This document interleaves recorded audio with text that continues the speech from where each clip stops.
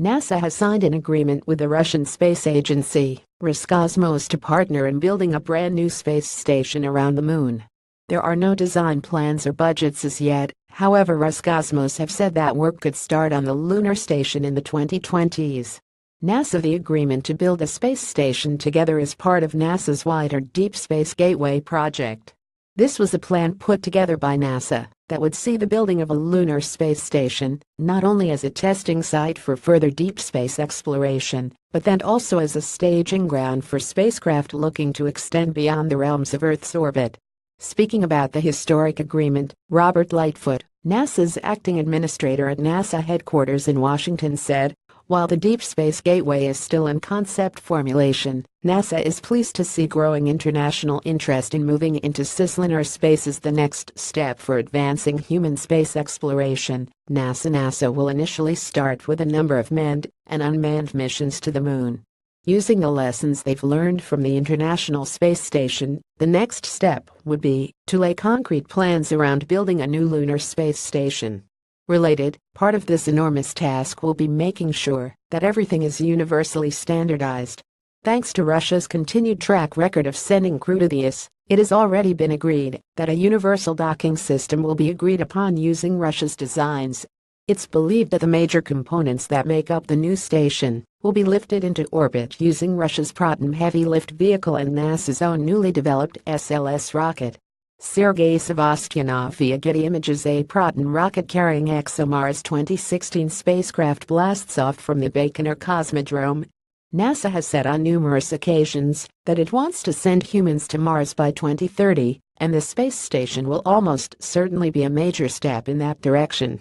Initially, NASA had said that it would send an astronaut to an asteroid as part of its roadmap to the Red Planet. However, it looks as though the moon will now replace that mission as one of the key staging grounds.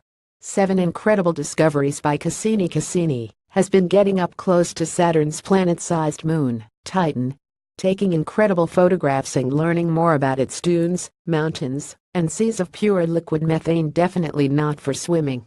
Not to mention the 95% nitrogen atmosphere.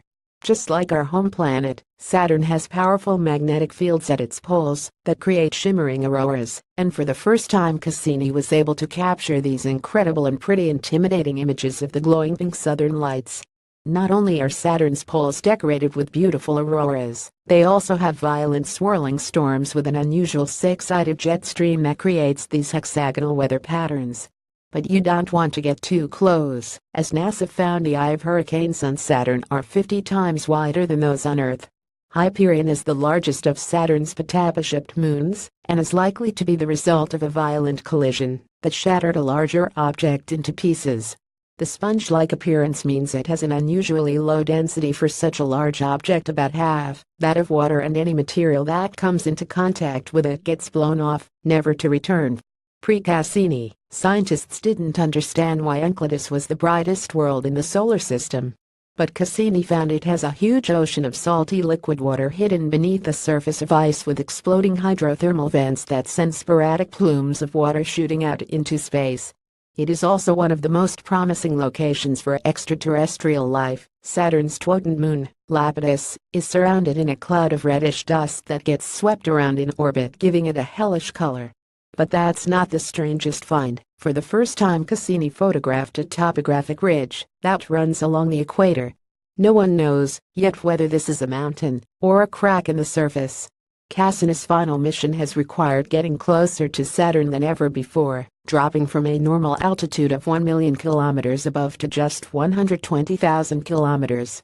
Although this did require Cassini to enter a death plunge and sacrifice itself, it has also resulted in the most intricate images of Saturn's B rings ever recorded, clearly showing the spiral density waves.